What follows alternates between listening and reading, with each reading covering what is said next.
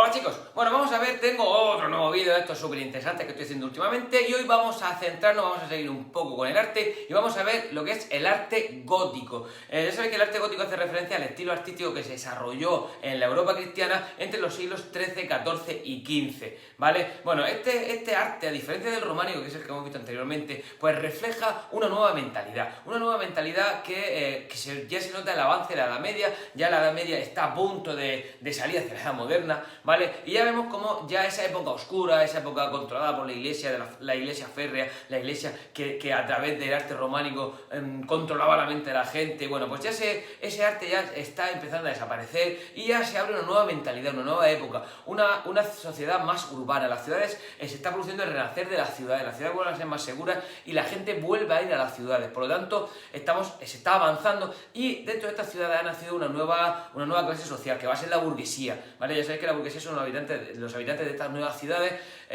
son núcleos poblacionales que surgen en torno a las viejas ciudades, sobre todo relacionadas con el comercio. Bueno, pues esta nueva burguesía, trae una nueva mentalidad y una nueva religiosidad. Los burgueses son religiosos, lo que pasa es que tienen una religión que llegan a Dios de una forma no tan radical y tan tradicional como se llegaba en la plena Edad Media, ¿de acuerdo? Entonces, bueno, pues el reflejo de esta nueva mentalidad se va a ver reflejada sobre todo en el arte, ¿de acuerdo? Bueno, vamos a ver, la transición entre el románico y el gótico no se hizo de golpe y porrazo, es decir, no se acabaron de un día hacer los edificios románicos y al día siguiente empezaron a hacer edificios con otro tipo de características que se denominan góticas, no, sino que fue una transición, y esta transición fue llevada a cabo por la orden del Cister. Fue una nueva orden monacal, unos nuevos monasterios que se crearon y empezaron a darse unas características constructivas y unas soluciones arquitectónicas, sobre todo, distintas. Por ejemplo, empezaron a usar el arco ojival, ¿vale? Que es el arco ojival, que es el arco apuntado. Bueno, pues estas características poco a poco se fueron trasladando al mundo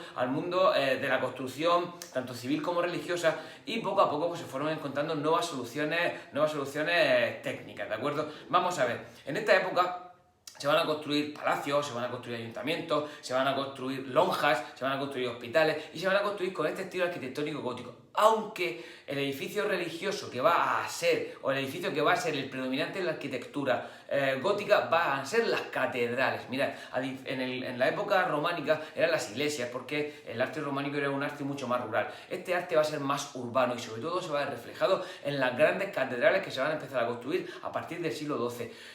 Las ciudades van a luchar por intentar tener la catedral más importante y más grande de todas. Va a haber una competición por ver quién tiene la catedral más grande y más alta. Se gastaron mucha pasta las catedrales, estas construcciones no eran baratas ni rápidas, tardaban siglos en hacerse este tipo de construcciones. Las románicas también, pero es que ya las góticas ya en la repera, tardan muchísimo tiempo en hacer este tipo de construcciones. Por lo tanto, la construcción más importante, más destacada y la que yo voy a analizar en este vídeo van a ser las catedrales, ¿de acuerdo?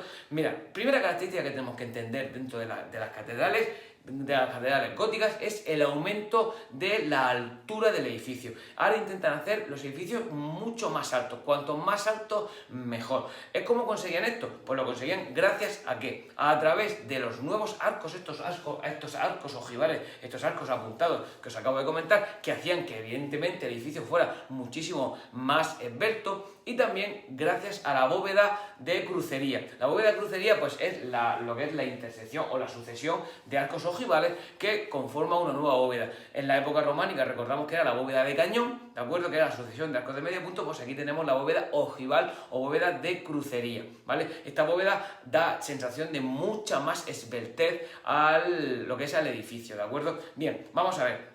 El peso de la techumbre se trasladaba mediante los arbotantes a unos nuevos contrafuertes que estaban fuera del muro, ¿vale? Estos arbotantes llevaban el peso del techo fuera del muro, por lo tanto, otra de las características que va a definir el arte gótico van a ser los muros, que van a ser mucho más finos. ¿Por qué? Porque gracias a estos arbotantes ya no tienen que soportar el peso, o no tienen que soportar tanto peso como soportaban antes los muros románicos, que eran mucho más gruesos. Por lo tanto, al no tener que soportar tanto peso, otra característica que tienen es que se le pueden abrir muchos más vanos, mucho más ventanas. En este caso se generan las vidrieras para darle muchísima luminosidad a lo que es el interior del edificio. Si os dais cuenta, hemos pasado de un arte románico, que era un arte oscuro, oscuro a un arte luminoso, en este caso que está representado por estas vidrieras. Las vidrieras que las pintaban, como voy a explicar en la pintura, pero bueno, que le daban muchísima luminosidad, ¿de acuerdo?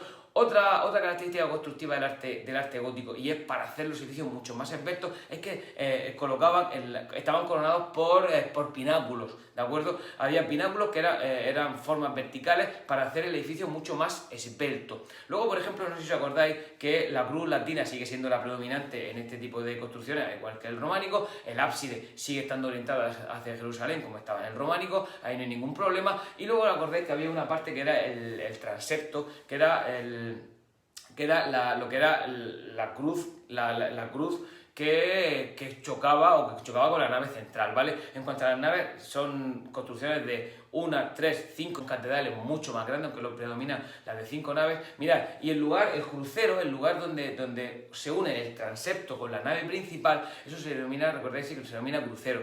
En la época románica se coronaba con un cimborrio, ahora se corona con un pináculo, que es una aguja apuntada que da a la catedral muchísima sensación de muchísima más altura, ¿de acuerdo? Luego seguimos teniendo la girola o deambulatorio. Recordamos que el deambulatorio era aquella parte por la cual desde las naves laterales se accedía al ábside, y luego ya os acabo de comentar lo que eran las vidrieras, que era otra de las características principales del arte gótico, es la existencia de las vidrieras. Bueno, estas son las características de la arquitectura, no me quiero centrar mucho más porque quiero que el vídeo sea relativamente ágil. Vámonos a la pintura y a la escultura. Recordamos que la pintura y la escultura, tanto en el románico como en el gótico, tienen muchas características comunes, y en este caso vamos a ver cuáles son las principales. Mirad, voy a centrarme un pelín más en la pintura. La pintura va a ser más naturalista, mucho más naturalista que esta pintura, que la pintura románica, que era una pintura mucho más hierática, mucho más antinatural, mucho más fantasmagórica. Bueno, en este caso, y que recordamos que estaba representada en arquetipos, ahora no, ahora va a ser una pintura mucho más humana. Las pinturas van a empezar a expresar sentimientos y sensaciones, poco a poco, ¿vale? Eso ya llegará, lo que es la máxima expresión ya llegará en el Renacimiento y sobre todo en el Barroco, pero bueno, ahora van a tener más sentimientos, más sensaciones, incluso se van a utilizar más colores. Por ejemplo, va a destacar el uso del dorado, se va a poner de moda el dorado porque el dorado representa la luz divina. Ahí es poco, ¿vale? Entonces, bueno, pues el dorado va a estar representado. Recordamos, que se me olvidó decir antes, que el máximo mecenas de esta época va a seguir siendo la Iglesia, ¿de acuerdo? Aunque también los burgueses y los nobles van a poner su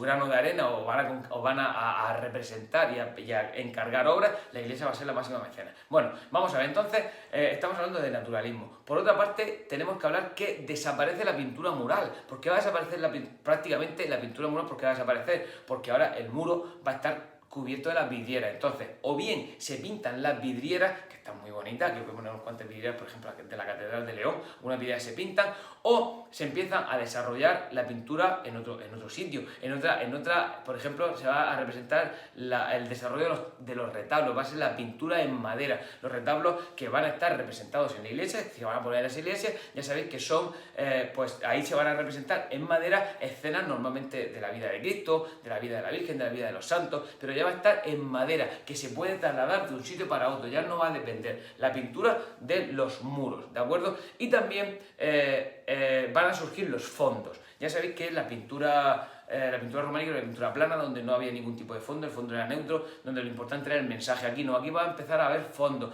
va a haber, por ejemplo, va a haber paisajes, va a haber, incluso se van a hacer pinturas con fondos, con elementos arquitectónicos, góticos, ¿vale? Entonces ya se ve un avance en cuanto a la pintura.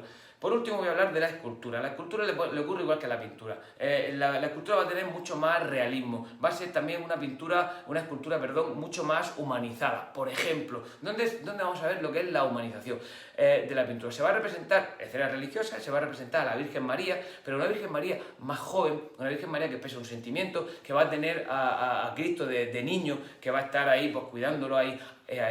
Bueno, pues esa pintura, eso es más humanizar a la Virgen María, darle un valor mucho más humano. También se le va a dar más movimiento, se le va a dar más volumen.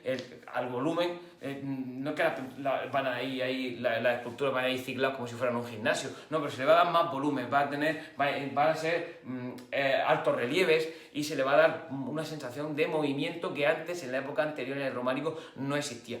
¿Cómo pueden ser las esculturas? Pues ahora sí que va a haber de todo tipo. E incluso muchos reyes van a pedir sus propias esculturas, muchos nobles, muchos burgueses van a pedir sus propias esculturas. Esa gente que pide las esculturas son esculturas exentas, también conocidas en el argot artístico como esculturas de bulto redondo, ¿de acuerdo? Y luego también, evidentemente, van a seguir existiendo las esculturas en los tímpanos y en las arquivoltas de las portadas de los edificios. ¿De acuerdo? Bueno, mirad qué rapidito, qué resumen más rápido os he hecho, qué majo que soy. Así que, chicos, nos vemos pronto y espero que os guste y que os sirva el vídeo.